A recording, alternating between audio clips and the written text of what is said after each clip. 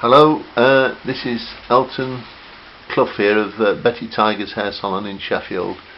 We've been doing dreadlocks for many years, and we've found different techniques.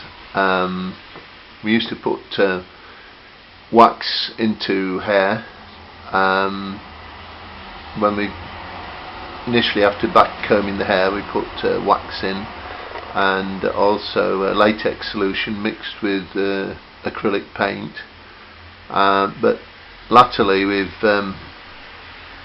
tried to let the dreadlocks have a bit more freedom, so that the individual hairs tend to dread with each other, and the more wax and artificial stuff you put in the hair, the less it tends to dreadlock naturally. So there are a couple of things it struck me to tell you about which might interest you. One is one thing we've experimented with and which has been quite helpful is using felt. We'll put a link to this, the place which produces this stuff, and also rough wool.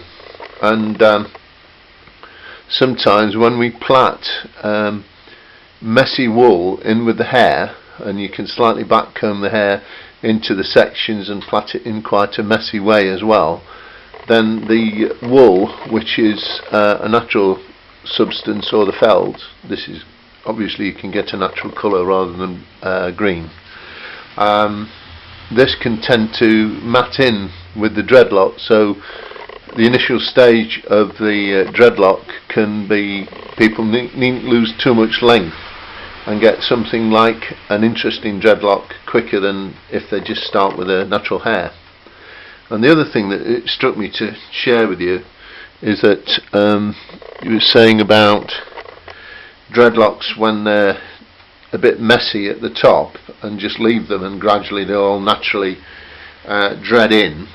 Well, one particular thing you can do, say if there's a strand of hair that's coming out loose at a dreadlock sort of thing, what you can do is just wet this down with a water spray, the thin bit of hair which isn't going in very well to the root of the dreadlock, and you basically twiddle it.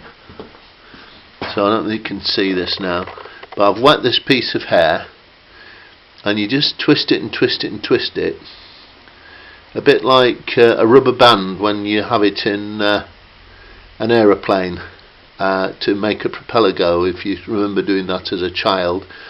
And you just twist and twist the hair until it really knots up, and then basically when it's really knotted up, as tight as you can get it, you poke it into the base of the dreadlock and let it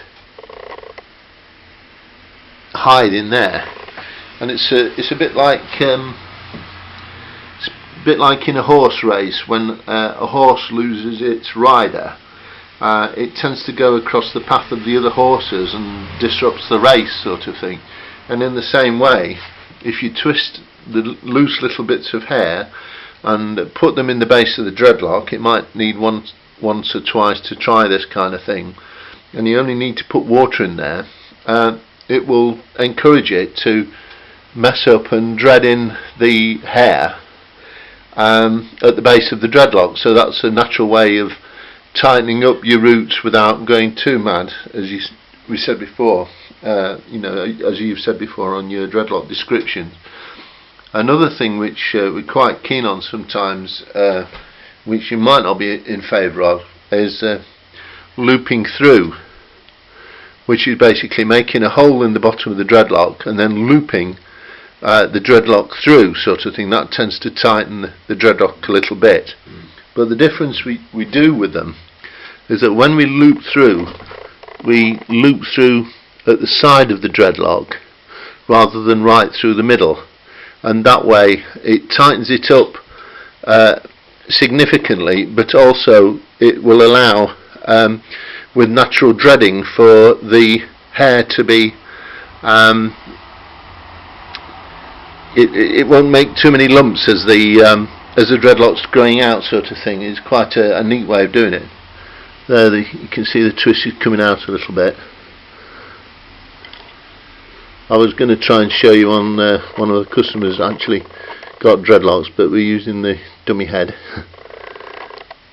Yeah, so the side looping through thing, basically you just take a little bit of the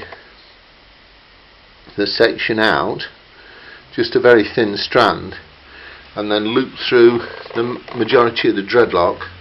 This is a good way of starting dreadlocks as well when you've done the twist and rip.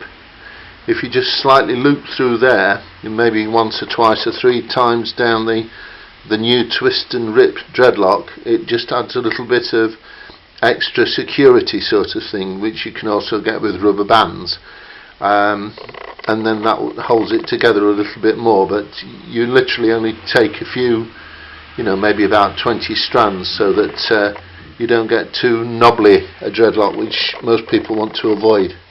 Anyway, I just thought to share it with you, just in case you're interested and had any thoughts about it. There you can see there's